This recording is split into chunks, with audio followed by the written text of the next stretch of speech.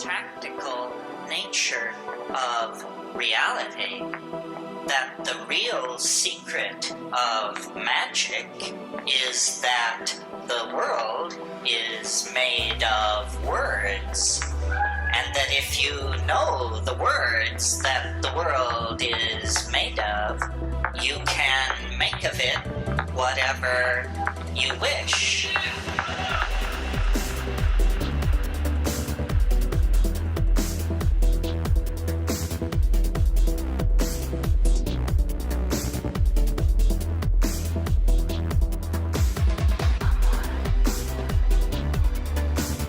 The real nub of what we're trying to get at here is that the world is mental in some way that we do not yet understand, but that which we're edging toward.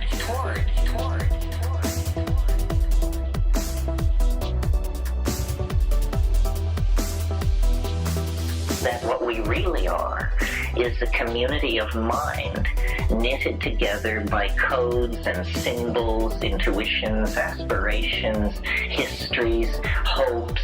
The invisible world of the human experience is far more real to us than the visible world, which is little more than a kind of screen or stage upon which we move.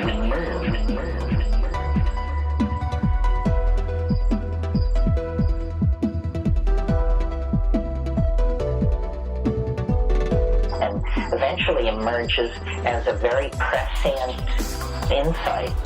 Everything is code. Everything is code in the sense that hackers mean when they say they write code. And this realization that everything is code, and code moving on many levels, is, I think, a further... It's more primary than the perception, for example, that things are made of space-time, matter, and energy. That's one level below code. The code codes for space-time, matter, and energy. It's much more like we're in a simulacra, some kind of machine environment. And in fact, I like that idea because I've always sensed, and psychedelics have always intensified this intuition in me, that the universe is a puzzle.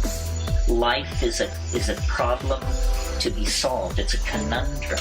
It's not what it appears to be. There are doors. There are locks and keys. There are levels. And if you get it right, somehow it will give way to something extremely unexpected.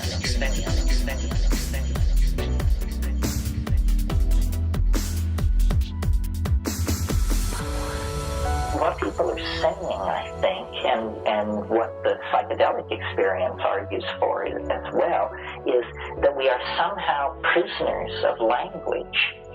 And that somehow, if we're prisoners of language, then the key which will set us loose is somehow also made of language. What else could fit the lock? So somehow an act of poetic legerdemain is necessary. And the purpose of literature, I think, is to illuminate the past and to give a certain guidance as we move into the future.